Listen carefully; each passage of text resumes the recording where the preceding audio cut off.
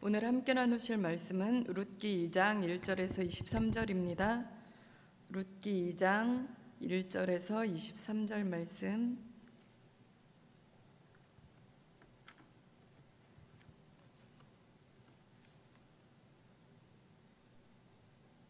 룻기 2장 1절부터 교독합니다. 나오미의 남편 엘리멜렉의 친족으로 유력한 자가 있으니 그의 이름은 보아스더라. 모압 여인 룻이 나오미에게 이르되 원하건대 내가 밭으로 가서 내가 누구에게 은혜를 입으면 그를 따라서 이삭을 주겠나이다 하니 나오미가 그에게 이르되 내 따라 갈지어다 하매 룻이 가서 베는 자를 따라 밭에서 이삭을 줍는데 우연히 엘리멜렉의 친족 보아스에게 속한 밭에 이르렀더라. 마침 보아스가 베들레헴에서부터 와서 베는 자들에게 이르되 여호와께서 너희와 함께 하시기를 원하노라 하니 그들이 대답하되 여호와께서 당신에게 복 주시기를 원하나이다 하니라.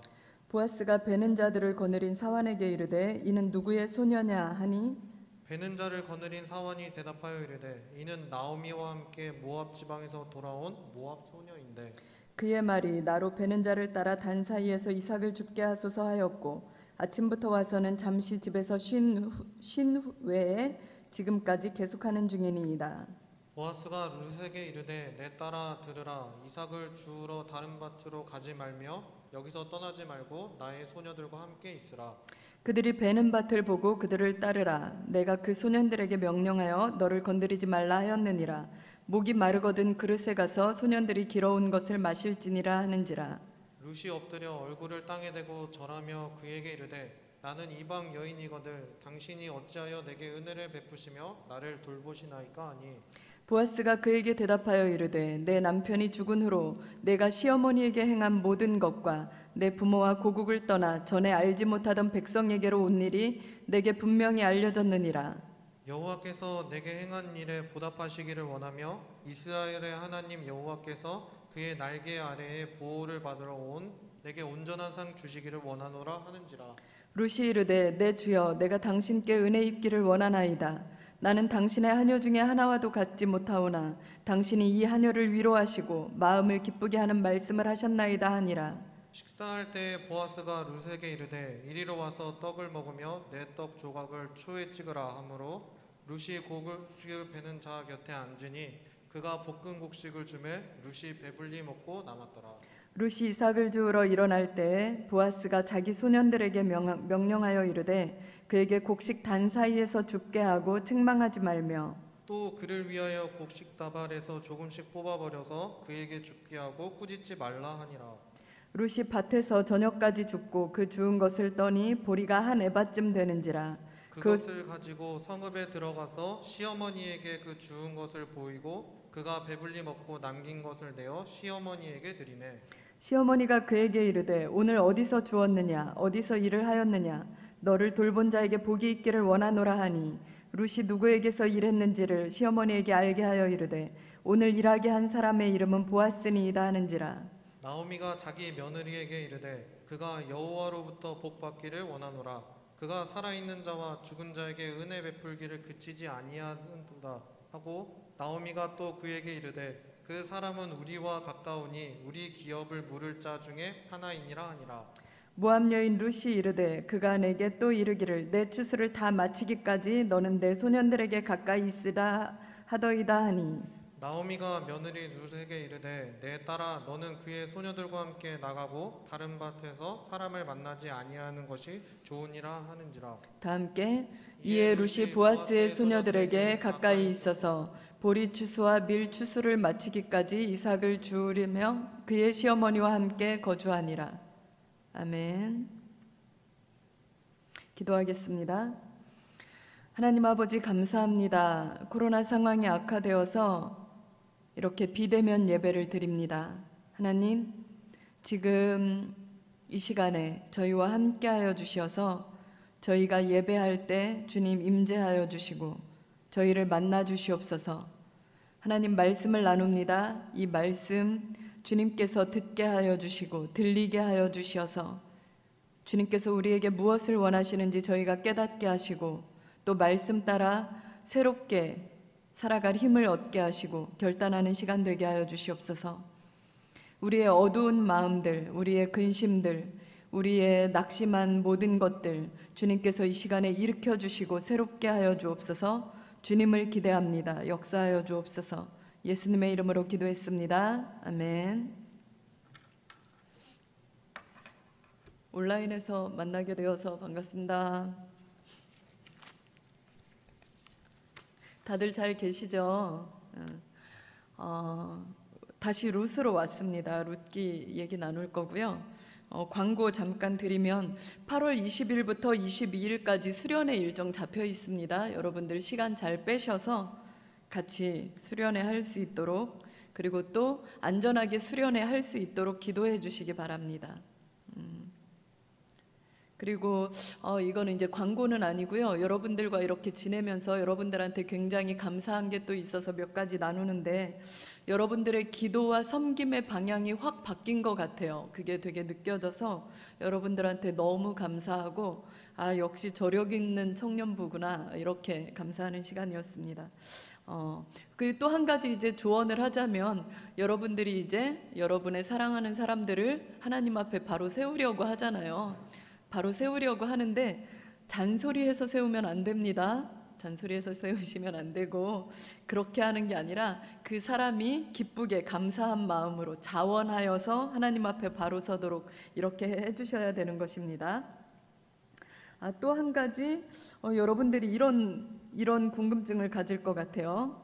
왜 전도사님은 나랑 전혀 상관없는 말씀만 하시지? 이런 분들이 또 계실 것 같아요. 여러분들이 하나님께 듣고 싶어하는 또는 궁금해하는 이런 것들 열심히 기도하시고 듣게 해달라고 하면 하나님이 제게 감동을 주실 겁니다. 그래서 왜 나랑 상관없는 얘기하지 마시고 저를 위해서 기도해 주시면 하나님이 저를 통하여 여러분들에게 좋은 말씀 들려주시리라 믿습니다. 자, 이제까지 지난 시간 룻기 했었던 내용들을 한번 복습할게요. 저희가 룻기를 오랜만에 했었고 그 이후에 계속 다른 부분을 왔다 갔다 했었기 때문에 잘 기억이 안 날 것 같아서 지난 시간과 그 룻기 첫 시간과 오늘 두 번째 2장, 지난번 1장, 이번 룻기 2장 이렇게 해서 같이 다루도록 하겠습니다. 룻기의 배경은 사사들이 치리하던 때 1장 1절에 이렇게 되어 있죠. 사사들이 치리하던 때에 그 땅에 흉년이 드니라. 여기에서 사사들이 치리하던 때란 사사시대를 얘기하거든요. 사사시대는 BC 1367년부터 이스라엘 초대왕 사울이 왕이 되기까지 그 중간 시기 BC 1025년 그 사이 342년간의 기간을 얘기합니다. 그리고 특히 이 룻기의 배경이 된 때는 어떤 때냐면 그 사사들 중에 드보라랑 바락이 나오던 때가 있잖아요. 그때 드보라와 바락이 막 활약을 하고 나서 40년간 평화기가 찾아옵니다.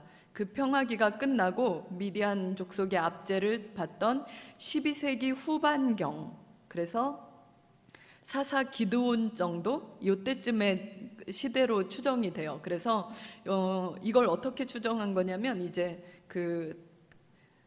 이렇게 다윗이 헤브론에서 통치를 시작하고 그 다윗이 룻의 증손이란 걸 따져서 이렇게 역추적하니까 기드온 시대쯤 되겠다 이렇게 나옵니다.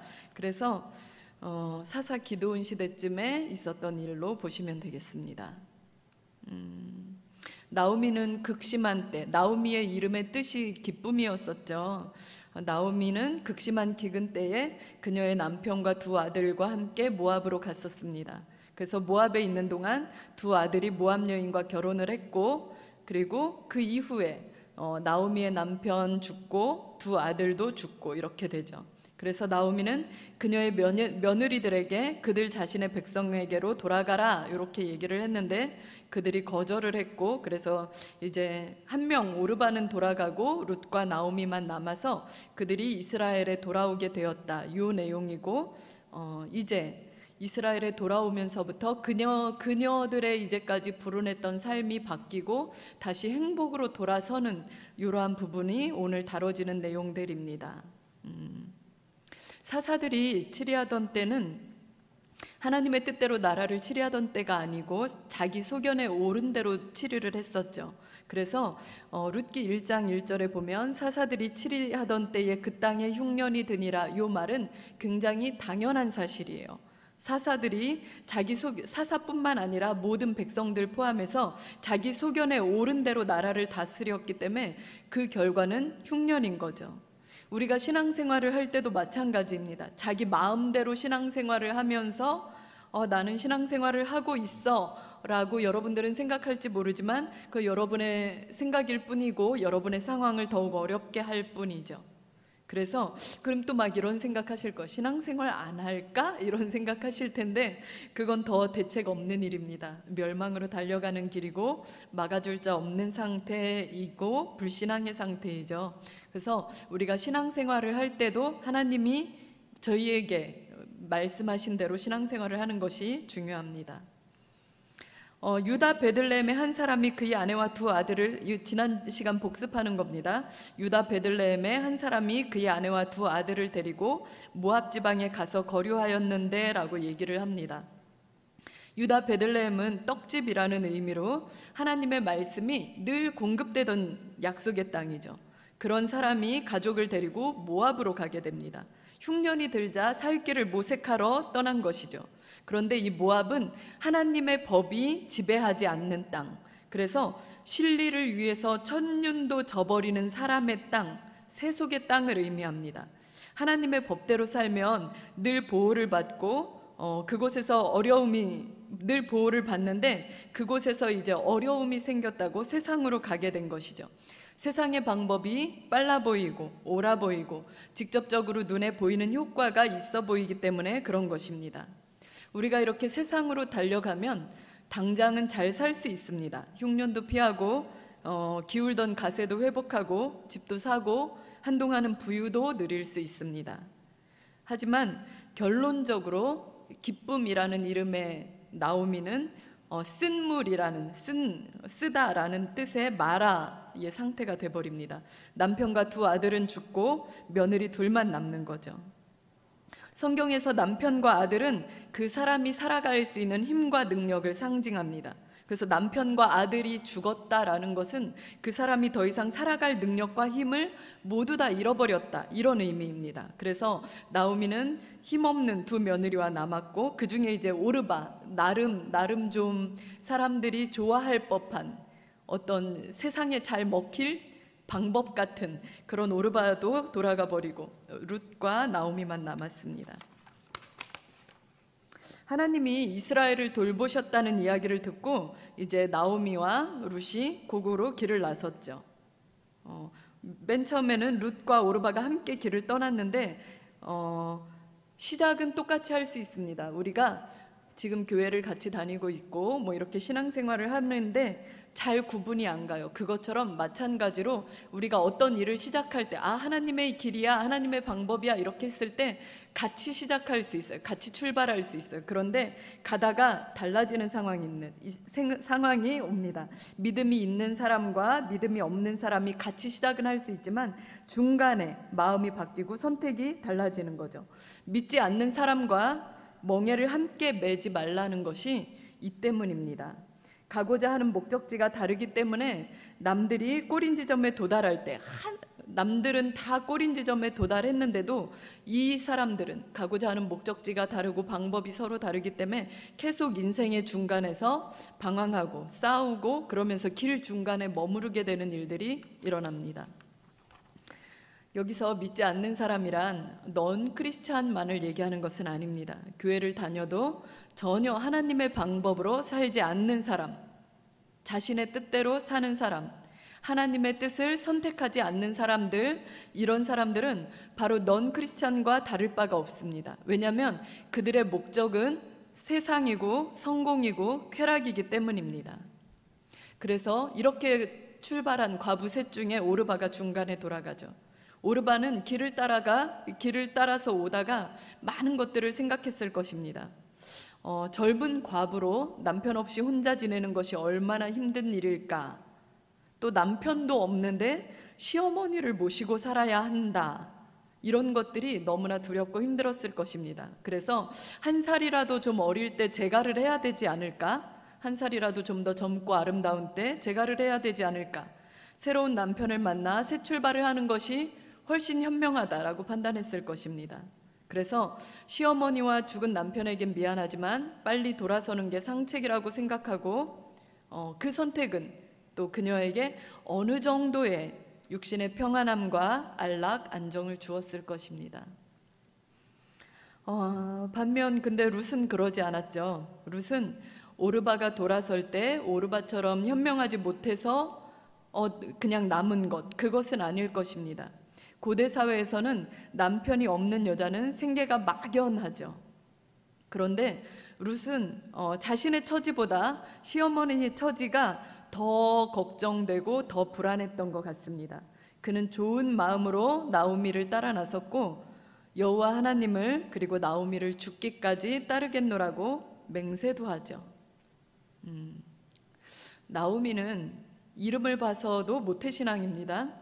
부모가 소망을 담아서 나오미의 이름을 기쁨이라고 지어줬을 거예요. 나오미는 상황이 어려워져서 비록 세상에 가서 살았지만 언뜻 몸에 밴 하나님에 대한 신앙과 이웃에 대한 남다른 존중이 삶의 모습에서 드러났을 것입니다. 룻은 그것을 보면서 여호와 하나님을 알게 된 것이 아닌가 하고 판단됩니다. 선교를 너무 어렵게 생각하지 않아도 됩니다. 외국에 가서 그냥 하나님 경외하며 이웃과 사이좋게 지내며 살면 됩니다.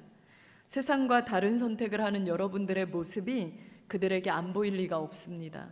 그래서 산 위의 동네가 숨겨질 수 없는 것처럼 여러분 선교의 뜻을 두고 계시다면 어떻게 하지? 준비는 어떻게 해야 되지? 언어를 어떻게 익히지? 이렇게 복잡하게 생각하지 마시고 가서 행복하게 잘 사시면 됩니다. 이렇게 룻은 이제 나오미를 따라 나섰습니다. 불쌍함에, 긍휼에, 동정에, 동병상련으로 따라 나섭니다. 어머니를 안심시키려고, 시어머니를 안심시키려고 자기는 절대 떠나지 않고 죽기까지 함께 할 것이라 이렇게 맹세까지 합니다. 어떤 사람이 더 비참한 걸까요? 룻이 비참할까요? 아니면 나오미가 비참할까요? 둘 다 비슷하게 비참한 상태지만 아무렴 나오미보다는 룻이 낫습니다. 젊고 힘이 있고 그렇기 때문입니다. 그런데 이것은 모압 땅에서의 일입니다. 세상에서의 일입니다. 다시 이스라엘 땅으로 들어가게 되면 룻은 엄연히 이방인입니다. 그래서 이방 땅에서야 룻이 나았지만 룻이 나오미를 따라서 이스라엘에 들어가면서부터는 룻은 개 같은 취급을 받아야 돼요. 이스라엘 사람들은 이방인을 개처럼 여기기 때문에 개 같은 취급을 받아야 하고 사람 취급받지 못하고 그러는 이방 여자일 뿐입니다. 그래서 룻이 어떻게 나오미를 따라갔을까? 이것을 단지 긍휼만으로 시어머니를 불쌍히 여겼구나 라고 그것만으로 이유가 된다고 보기는 어렵습니다. 그러기에는 너무나 겪어야 할 것들이 많기 때문이죠. 아무튼 나오미를 따라선 긍휼의 마음, 자신에게 임할 고통과 하대를 감수하면서 그녀를 따른 것은 어떻게 보면 드러나지는 않았지만 하나님의 섭리로 볼 수 있는 부분입니다. 아니면 룻은 돌아가도 반겨줄 집도 고향도 사람도 아무도 없는 지금의 모습보다 더 처절한 모습의 상황에서 온 사람이 아닌가 이렇게 추측해 볼 수도 있죠. 아무튼 룻은 이렇게 나오미를 따라서 굳이 하지 않아도 되는 고생을 하러 따라 나갑니다. 여러분에게도 하나님이 그런 마음을 주실 때가 있을 것 같습니다. 정말 내가 더 어려운데 누군가를 돕고 싶은 마음이 생기거나 할 때입니다. 그것이 하나님의 뜻에 맞는, 하나님의 법에 맞는 것이라면 그것을 따르는 것이 좋습니다. 그것이 하나님께로부터 온 것인지 아닌지를 어떻게 구분해야 될까요?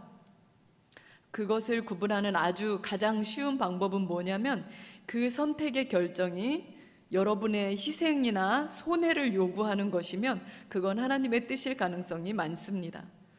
그 선택으로 인해 여러분이 십자가를 지거나 십자가를 계속적으로 바라보게 하는 것은 대부분 하나님의 뜻일 가능성이 매우 높습니다. 이런 거죠. 헌당헌금을 작정하라는데 확 나도 돈 없는데 확 해버리고 싶은 마음이 들거나, 손해볼 것이 빤해서 다들 말리는데 그렇게 하고 싶은 소원이 들거나 하면 그것은 하나님의 섭리가 작용했다고 보기 쉽습니다. 그런 것들에 아주 특별한 하나님의 계획이 숨어 있을 수 있습니다. 빌립보서 2장 13절에 이렇게 말씀합니다. 너희 안에서 행하시는 이는 하나님이시니 자기의 기쁘신 뜻을 위하여 너희에게 소원을 두고 행하게 하시나니 모든 일을 원망과 시비가 없이 하라. 하나님이 우리에게 어떤 일을 행하게 하실 때 우리 마음에 소원을 두고 하게 하신다는 겁니다. 손해볼 게 빤하고 고통스러울 게 빤하고 고생할 게 빤한데 그래도 내 마음에 계속적으로 하고 싶은 마음이 드는 거예요. 그래서 이것을 하는 게 좋은데 여기 단서 조항이 하나 붙죠. 모든 일을 원망과 시비가 없이 하라. 하나님의 뜻이 분명하고 누가 봐도 맞아도 그것을 진행하고 그 일을 해 나가는 데 있어서는 주변 사람들의 원망과 시비가 없이 해야 되는 것입니다. 누군가라도 원망이나 시비가 생길 것 같으면 그것이 다 해결될 때까지 기다리셔야 합니다. 그것이 하나님의 방법이고 그 기다리는 동안 여러 가지 일들이 일어나기 때문입니다. 그 기다리는 시간 동안 여러분들을 만지시는 하나님을 경험할 것이고 여러분들의 환경을 풀어가시는 하나님을 경험할 것이기 때문입니다. 자, 그래서 하나님은 여러분을 다른 데서 축복하지 않으십니다. 여러분이 하나님의 뜻을 선택할 때 싫지만 쉽지 않지만 하나님의 의도에 맞는 선택을 할 때 하나님이 또 다른 차원, 정말 또 다른 차원의 복을 허락하십니다. 원수가 사랑이 안 될 때 원수를 끌어안고 사랑해 보십시오. 그러면 이제까지 하나님이 내게 부어주셨던 어떤 영적인 은혜, 공급하시는 모든 것들과 또 다른, 이제는 스케일이 훨씬 더 다른 또 다른 새로운 차원의 복이 열리기 시작합니다. 참 좋죠. 근데 예전에 제가 SNS에서 이런 글을 하나 본 것이 있어요. 그래서 소개합니다. 거기에 어떤 내용이 있었냐면 하나님은 자전거를 달라고 오래 간구하며 기다린 사람에게 다 낡아빠진 고물자전거나 주시는 분은 그런 분이 아니다, 이렇게 쓰여 있었어요. 하나님은 자전거를 달라고 오래 간구하며 기다린 사람에게 다 낡아빠진 고물자전거나 주시는 그런 분은 아니다. 되게 좋죠. 그래서 그 밑에 보니까 좋아요가 엄청 많이 붙어 있었습니다.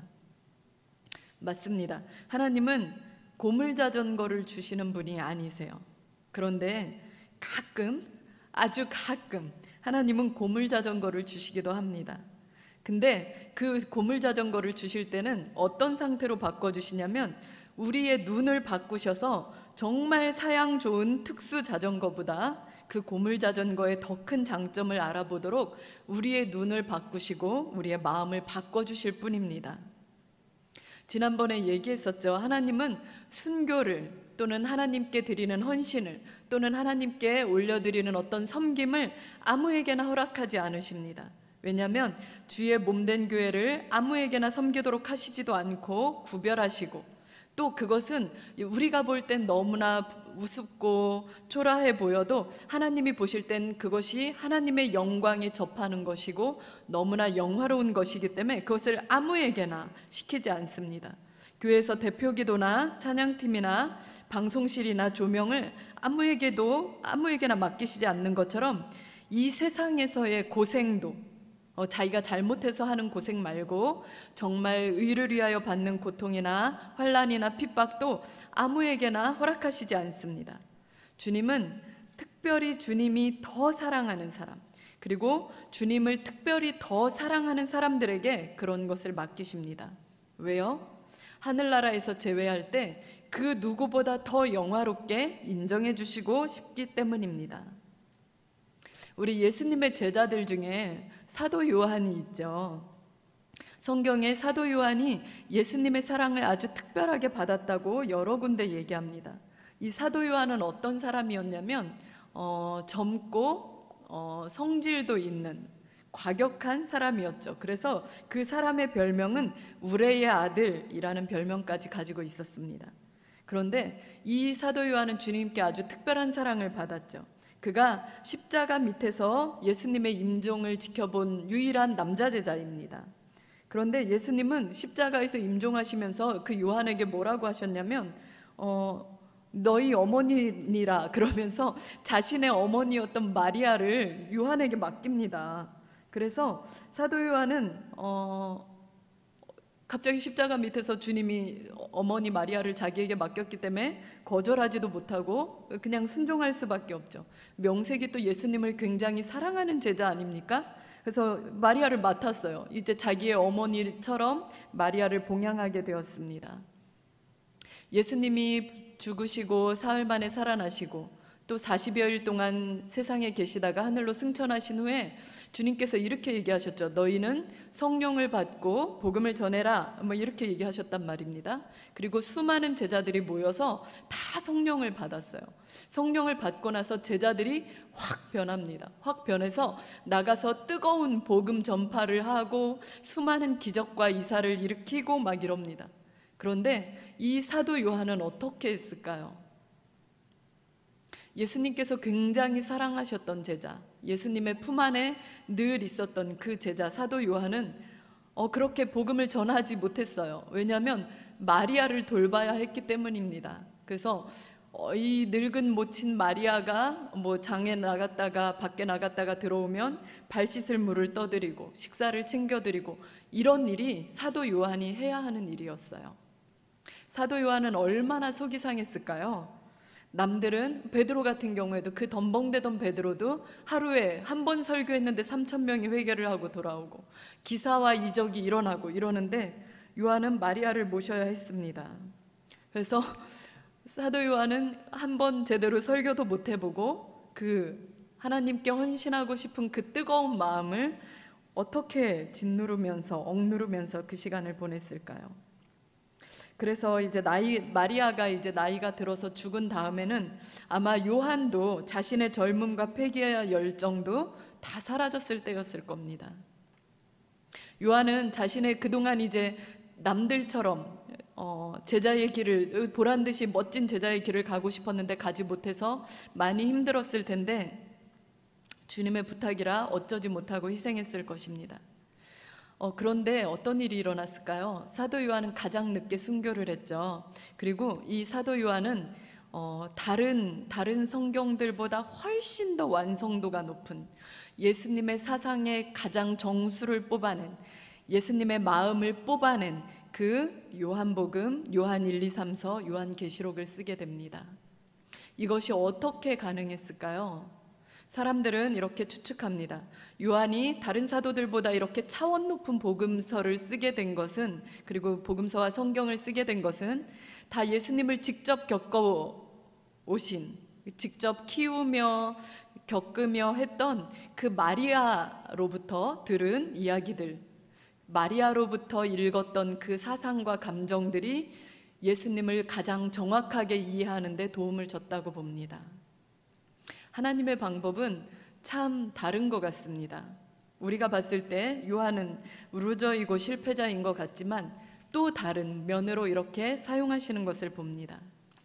여기까지가 이제 지난 첫 시간에, 룻기 첫 시간에 다뤘던 내용입니다. 이제 오늘 내용 들어갈 거예요. 나오미와 룻은 이제 하나님이 그 택하신 이스라엘을 긍휼히 여기시고 양식을 주셨다 함을 듣고 보리추수 때가 언제냐면 4월에서 6월경입니다. 이때 돌아오게 됩니다. 오늘 2장 1절에 이렇게 얘기합니다. 나오미의 남편 엘리멜렉의 친족으로 유력한 자가 있으니 그의 이름은 보아스더라. 보아스를 소개하는데 나오미의 남편 엘리멜렉의 친족으로 유력한 자라고 소개를 합니다. 나오미의 남편 엘리멜렉의 이름의 뜻은 하나님은 나의 왕이시다라는 뜻이었죠. 엘리멜렉의 부모님은 분명히 독실한 신앙인이었을 가능성이 높습니다.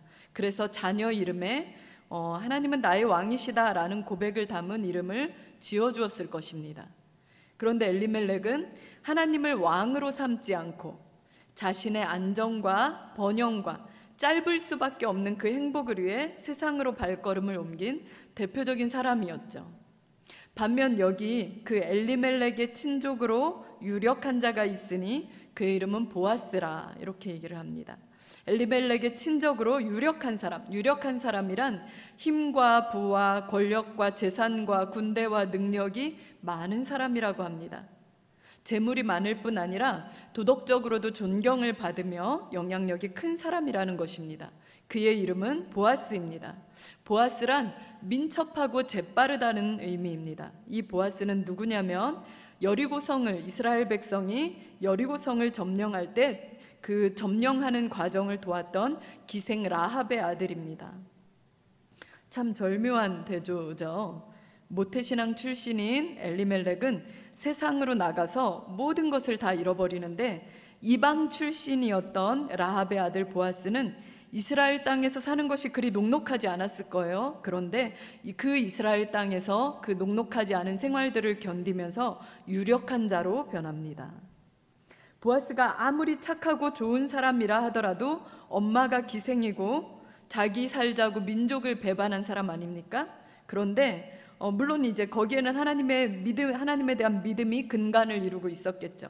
그런데 아무튼 이스라엘에서도 그렇게 민족을 배반하며 자기 살자고 나선 사람, 그리고 기생, 이런 사람이 그렇게 환영을 받기란 쉽지 않았을 것입니다. 그런데 보아스는 그 기생의 아들이면서 이스라엘 땅에서 유력한 사람으로 되어 있는 것입니다. 하나님은 하나님을 전심으로 사랑하고 주님께 붙어 있고자 하는 사람, 모든 것을 포기하고 주님께 달려드는 사람을 결코 내치시지 않습니다. 보아스는 주님께 붙어 있기에, 약속의 땅에 머물러 있기에, 그리고 하나님의 복을 받기에 매우 민첩하고 재빨랐던 사람으로 보입니다. 보아스의 인사말이 이렇죠. 4절에 보니까 보아스가 이렇게 인사를 합니다. 보아스가 보리 추수하는 일꾼들에게 여호와께서 너와 함께 하시기를 원한다 라고 얘기를 합니다. 그러자 베는 자들도 여호와께서 당신에게 복 주시기를 원하나이다 라고 인사를 합니다. 하나님의 복은 사람을 통하여 옵니다. 그리고 하나님의 복은 사람들의 축복의 말들, 축복의 기도를 통해서 옵니다. 시편 109편 17절에 뭐라고 되어 있냐면, 그가 저주하기를 좋아하더니 그것이 자기에게 임하고 축복하기를 기뻐하지 아니하더니 복이 그를 멀리 떠났으며, 또 저주하기를 옷 입듯 하더니 저주가 물같이 그의 몸속으로 들어가며 기름같이 그의 뼛속으로 들어갔나이다.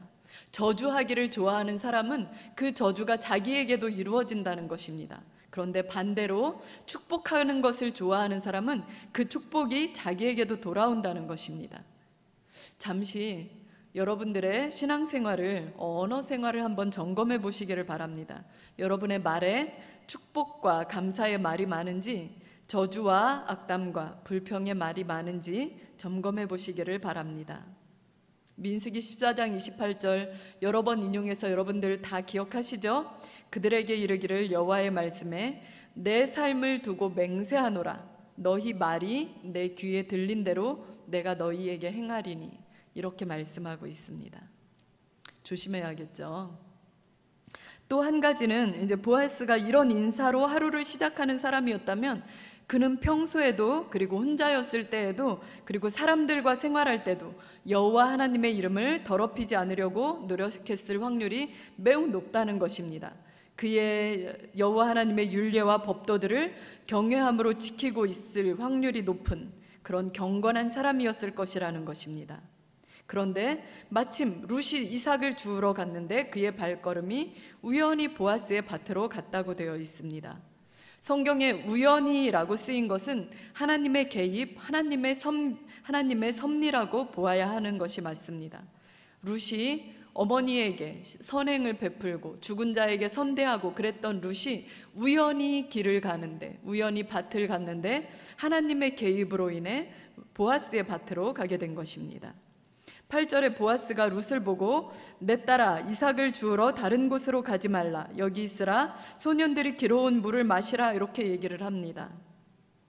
이방인 여자는 사람들의 멸시와 천대, 학대를 걱정해야 합니다. 또 새로운 나라에 들어왔기 때문에 지리와 지형을 모르고 말이 통하지 않으므로 애로사항이 많은 것입니다. 물을 마시기도 쉽지 않고 우물이 어디 있는지도 모르고 이삭을 줍다가 막 수시로 물을 마시러 왔다 갔다 하기는 더 어렵습니다. 그런데 그것이 우연히 도착한 보아스의 밭에서 한 번에 해결이 됩니다. 우연히 온 곳에서 모든 것이 해결됩니다. 10절에 그래서 룻이 감사 인사를 합니다. 그런데 룻의 인사도 참 예사롭지 않습니다. 이렇게 얘기하죠. 룻이 나는 이방 여인이거늘 당신이 어찌하여 내게 은혜를 베푸시며 어찌하여 나를 돌보시나이까. 이방 여인인데 굉장히 어투가 진중하고 겸손하고 공손하고 되게 기품이 있죠. 그러자 보아스가 이렇게 말합니다. 내 남편이 죽은으로 내가 시어머니에게 잘 행한 것과 내 부모와 고국을 떠나 알지 못하는 땅, 알지 못하는 백성에게로 온 것이 내게 분명히 알려졌다. 여호와께서 내가 행한 모든 일에 보답하기를 원하며 그의 날개 아래에 보호를 받으러 온 내게 온전한 상 주시기를 원한다. 이렇게 얘기합니다. 그래서 룻이 또 이렇게 얘기하죠. 내가 당신께 은혜 입기를 원합니다. 나는 당신의 하녀 중에 하나만도 못하나 당신이 이 하녀를 위로하시고 마음을 기쁘게 하는 말을 하셨나이다. 너무 아름답지 않습니까? 두 사람의 대화가 마치 아름다운 노래, 아름다운 식구들을 주고받는 것 같아요. 딱 읽기만 해도 보아스가 얼마나 자상하고 따뜻한 사람인지, 그리고 또 룻은 얼마나 여성스럽고 조신하고 겸손한지, 소녀 같은 마음을 가지고 있는지 되게 깊이 느껴집니다. 룻은 단지 이삭을 줍는 여자인 자기에게 물까지 마시려고 하는 그 보아스로 인해 놀란 거죠. 어찌 내게 은혜를 베푸시며 어찌 나를 돌보시나이까. 과분해하고 있습니다.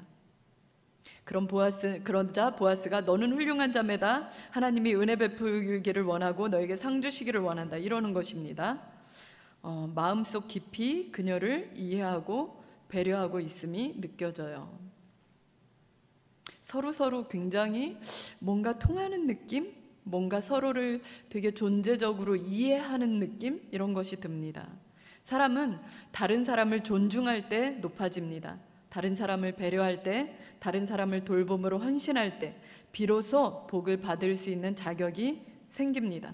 화려한 싱글들이 아무것도 거둘 수 없는 것이 이것 때문입니다. 자, 그러면 우리 하나 생각해 볼게요. 왜 이렇게 능력 있는 보아스가 룻에게 잘해 주었을까? 왜 룻에게 이렇게 잘해 줬을까요? 그것은 보아스가 이미 먼저 이방인의 서름을 당해본 사람이기 때문입니다. 보아스가 아까 이방 여인 라합, 기생 라합의 아들이라고 그랬죠. 그래서 일반 여자도 아닌 기생, 유흥접객업 또는 매춘부, 성경에선 매춘부, 해석자들은 매춘부라고 봅니다. 그래서 매춘부 라합의 아들이었기 때문에 많은 서름을 당했을 것입니다. 보아스가 룻을 부를 때 딸이라고 부른 건 보아스가 이 사람에게 딸같이 예뻐서 또는 이렇게 존중해서 이렇게 딸이라고 부른 것이 아니죠. 보아스의 나이가 그만큼 많은 것입니다. 나오미가 룻을 딸이라고 부르거든요. 그런데 보아스도 룻을 딸이라고 부를 만큼 이 보아스는 결혼을 안 한 싱글이었지만 그렇게 나이가 많은 상태인 것입니다. 이방 여인 매춘부의 아들이라 나이가 많도록 결혼을 못했다, 이렇게 보고 있는 거죠. 그런데 참 보아스의 인생도 되게 지금은 유력한 사람이 되었지만 그 약속의 땅에서 살아가는 것이 녹록하지 않았을 텐데 어떻게 버텼을까요? 모태신앙인 엘리멜렉도 그 땅을 떠났는데 그는 어떻게 떠나지 않고 버틸 수 있었을까요? 그것은 라합처럼 하나님에 대한 확고한 믿음을 가지고 있었고 하나님의 실제적인 역사를 목격했기 때문입니다. 그래서 룻을 보았을 때 그녀를 잘 이해할 수 있었고 그녀의 마음을 매만질 수 있는 위로의 말을 건넬 수 있었던 것입니다. 이렇게 두 사람의 인연이 시작됩니다. 이제 다음 얘기는 다음 주에 할 거예요. 자, 그래서 오늘 말씀을 한번 정리해 보겠습니다. 우리에게 불행이 찾아올 때 우리는 낙심하기 쉽습니다. 하지만 선하신 하나님을 신뢰하면 좋겠습니다. 룻이 남편이 죽은 것은 슬픈 일이지만 룻은 그로 인해 하나님을 알게 되었고 붙들게 되었습니다. 우리 중에 나는 날 때부터 흙수저, 모든 것이 안 좋은 상황이에요 라고 절망하는 사람들이 있죠. 그런데 세상을 엘리멜렉처럼, 나오미처럼 세상을 따라 살아가지 않았으면 좋겠습니다. 복은 하나님께로부터 오는 거지 세상에서 오는 것이 아니기 때문입니다. 그리고 하나님은 당신의 이웃들, 주변 사람들을 통해 당신을 돌보고 계십니다. 제 엄마 아버지가 일찍 돌아가셨다 그랬죠. 생일 선물을 변변한 것을 받아봤을까요? 그렇지 않거든요. 그런데 제가 친한 사람, 알고 있는 사람에게서 생일날 선물을 받지 않습니다. 전혀 모르는 사람인데 어느 날인가 그냥 나에게 주고 싶었다고 그러면서 저희 때는 커다란 제 키만한 곰인형 주는 게 선물이었거든요. 그래서 그런 것들을 받으면서 살았습니다. 저도 왜 저 사람이 나에게 이런 선물을 주는 걸까 하고 의아해했던 적이 많았죠. 그런데 그 선물들이 1년만 있었던 게 아니라 매번 상황을 바꿔가면서 사람들이 달라가면서 꼭 이렇게 생일을 선물해 주는 것이었습니다. 그래서 그때 제가 알게 되었죠. 아, 하나님이 사람들을 통하여 나를 돌보고 계시구나. 하나님이 나는 모르고 있지만 하나님은 나를 주목하여 보고 계시구나. 이런 것을 알게 되었습니다. 여기 또 모태신앙이 아니라 내내 고생만 하는 신앙 1세대들도 있을 것입니다. 더 열심히 예수님을 믿고 섬기지만 보아스처럼 약속의 땅에서 버티는 것이 너무 쉽지 않은 그러한 과정을 지나고 계시는 분들이 계실 것입니다. 여전히 하나님 믿으면 복이 온다고 했는데 여전히 가난에 시달리고 여전히 여러 가지 저주의 흔적들이 내게 남아있고 이러면서 고생하는 분들이 계실 수 있습니다. 하지만 힘을 내십시오. 하나님은 시간이 조금 걸릴 뿐이지 절대 그것을 열매 맺지 못하게 하시는 분이 아니십니다. 여러분들이 수고하고 여러분들이 흔들린 모든 눈물에 대해서 하나님은 선하게 응답하시는 분입니다. 그리고 저를 돌보셨던 것처럼 주변 사람들을 통해 계속적으로 여러분들도 돌보고 계십니다. 단지 우리가 연결시키지 못해요. 하나님이 나를 돌보시나? 하나님이 나에게 보내신 건가? 연결시키지 못할 뿐이지 여러분들이 의도하지 않았던 그런 과분한 돌보심을 받고 있다는 것을 알게 될 것입니다. 우리가 모르는 중에도 하나님은 우리의 발걸음을 그의 선하신 역사를 따라 이끌어 가십니다. 룻이 보아스의 밭이라는 걸 알지 못했어요. 보아스가 유력한 계대 결혼을 할 대상자라는 것을 알지 못했어요. 그냥 그녀는 집을 나섰고 먹고 살기 위해서 밭을 찾아간 것뿐입니다. 그런데 거기에 우연히 하나님의 역사가 개입이 되고 시작이 되는 거죠. 하나님은 우리의 발걸음, 나는 내가 선택해서 가는 것 같지만 우리의 발걸음을 그렇게 이끌어 가십니다. 그러니까 하나님 안에 여러분들이 있다면 지금 잠깐 고생스럽고 지금 잠깐 힘들고 지금 잠깐 어둠 같아도 안심하십시오. 하나님께 소망을 두면 좋겠습니다. 하나님이 정말 놀랍게 어느 날 우리를 그 소원의 항구로 이끌어 가십니다. 하나님께 감사하며 찬양했으면 좋겠습니다. 나와주세요. 성경에 이사야 56장 3절에 이런 얘기가 있습니다. 여호와께 연합한 이방인은 말하기를 여호와께서 나를 그의 백성 중에서 반드시 갈라내시리라 하지 말며 고자도 말하기를 나는 마른 나뭇가지라 하지 말라.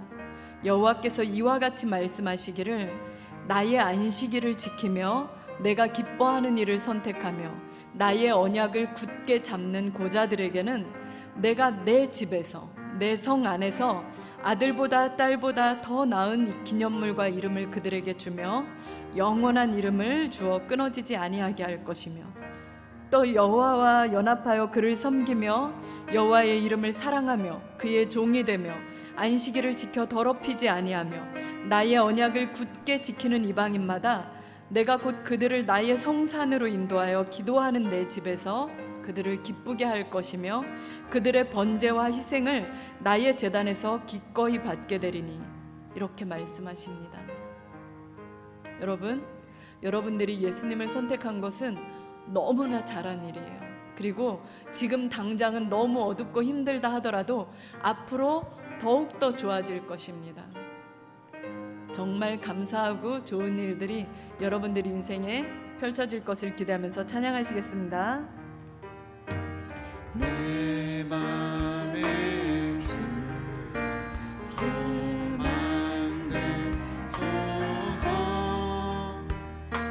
주 없이 모든 일 헛되어라.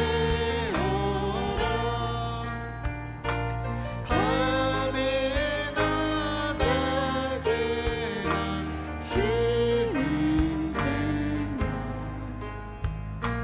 갈 때나 깰 때 함께 하소서. 지혜의 주 말씀으로서 언제나 내 안에 계십소서.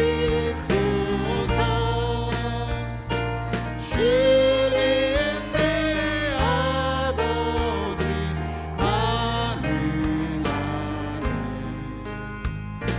주 안에 내가 늘 함께하네. 세상의 영광 다 보여도 언제나 주님이 나의 기억. 주님만 내 맘에 계시오니 영원한 주님 장비하셔라.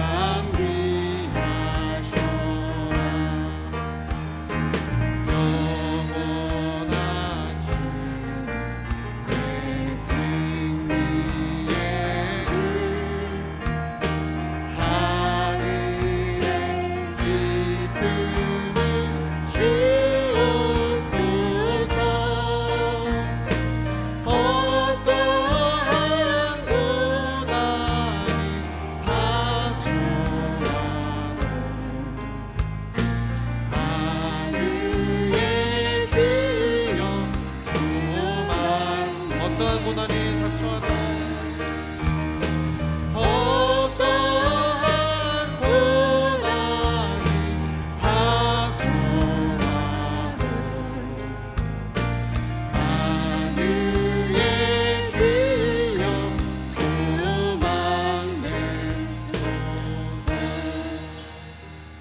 지금 이 시간 기도할 것입니다. 여러분들이 온라인에서 방송을 보고 있을 것 같아서 일부러 말씀 또박또박 전하며 또 조금은 지금 우리 모인 사람들과 분위기가 다른 말씀을 전했습니다. 여러분들 지치고 힘드셨나요? 코로나가 길어져서 힘들고 답답하십니까? 경제적으로 계속 어렵고 계속 궁지에 몰리고 계십니까? 하나님은 그런데 급하지 않아서 속상하십니까?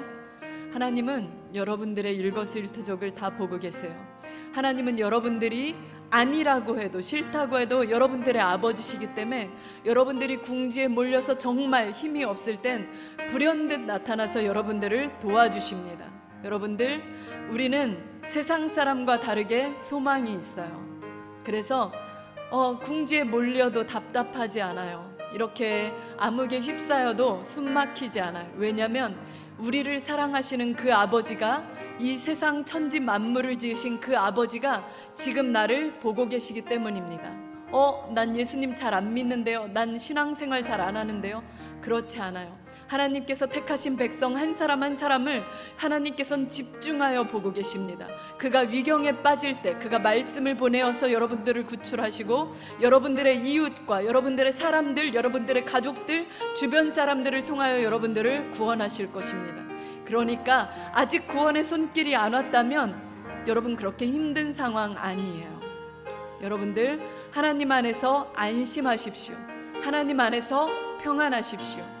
여러분들의 하나님은 능력이 많으신 창조주 하나님이십니다. 이것은 변하지 않는 진리예요. 그리고 저도 그것을 다 경험했습니다. 여러분들의 간증이 될 것을 또 나는 기대합니다. 자, 우리 기도합시다. 기도할 건데 하나님, 저 아직은 괜찮은 거죠? 주님, 제가 어려우면 도와주실 거죠? 저를 놓지 마시고 잊지 마시고 저도 하나님의 사랑 안에서 믿음 안에서 견고해지게 하여 주시옵소서. 기도하겠습니다. 하나님 아버지,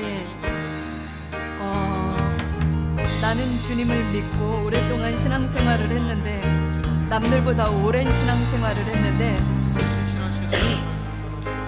현실은 나아지는 게 없고 하나님, 답답하고 우겨싸이고 암흑과 흑암과 절망만 있을 때가 있습니다. 하나님, 남들은 주님을 믿고 많은 것이 변했다고, 복을 주셨다고 간증을 하는데 나는 하나도 변한 게 없습니다. 나는 가도 어둠뿐이고 나는 가도 칠흑 같은 암흑인데 하나님, 어떻게 해야 될까요? 그런데 하나님, 모든 것을 잃어버렸던 나오미와 룻처럼 하나님, 우리의 우연한 진로가, 우리의 발걸음이 결국 주님 안에 있음을 시인하고 믿고 고백합니다. 주님, 저를 보고 계시죠? 우리를 보고 계시죠? 우리가 힘들고 지치기 전에 주님, 우리를 붙잡아 주시고 손 내밀어 주시옵소서. 우리가 주님 안에서 환난 속에서도 평온하게 하시고 안정감을 누리게 하여 주시옵소서. 주님을 더욱더 신실한 분이심을 신뢰하게 하여 주시옵소서. 하나님, 이 시간 온라인에서 기도하는 지체들, 이 시간에 기도하는 지체들 주님 만나 주셔서 하나님으로 인해 소망이 싹트게 하여 주시옵소서. 하나님으로 인해 우리의 마음이 즐겁게 하여 주시옵소서. 하나님으로 인해 우리의 마음이 위로를 얻게 하여 주시옵소서. 주님 안에서 우리는 날마다 올라가는 그런 독수리 같은 사람임을 간증하게 하여 주시옵소서. 하나님 아버지, 감사합니다. 하나님, 아무렴 제 형편이 지금 다 잃어버린 나오미나 룻보다 낫지 않겠습니까? 나에게는 아직도 젊음이 있고 대한민국은 아직도 나가서 일하면 일할 수 있고 그런 곳입니다. 나는 이방 땅에 있는 것도 아니고 말이 안 통하는 것도 아니고 그렇습니다. 어떻게 보면 나오미와 룻보다 나는 훨씬 안정된 상태입니다. 그런데 나는 주님을 발견하지 못해서 내 마음이 어둡고 내 마음이 소망이 없었습니다. 하나님, 내가 신앙생활을 제대로 했건 안 했건 주님은 나의 아버지셔서 나를 지키고 계셨는데 우리는 그것을 알지 못하고 깨닫지 못합니다. 그래서 어둡고 힘이 듭니다. 주님, 이 시간에 역사하여 주셔서 온라인에서 예배드리는 지체들, 그리고 오프라인에서 예배드리는 지체들 주님 기억하여 주셔서 주님이 늘 함께 하시고 늘 동행하고 계심을, 전능하신 하나님이 나를 붙들고 계심을 깨닫게 하여 주시옵소서. 마음의 눈을 열어주시고 우리에게 소망을 부어주셔서, 그리고 주님의 나타나심과 능력으로 우리와 함께 하여 주셔서 우리가 정말 믿음이 실제라는 것을, 성경에 나온 모든 말씀이 실제라는 것을 경험하게 하여 주시옵소서. 감사합니다. 저희를 그렇게 이끌어 주실 하나님을 찬양합니다. 예수님의 이름으로 기도했습니다. 아멘.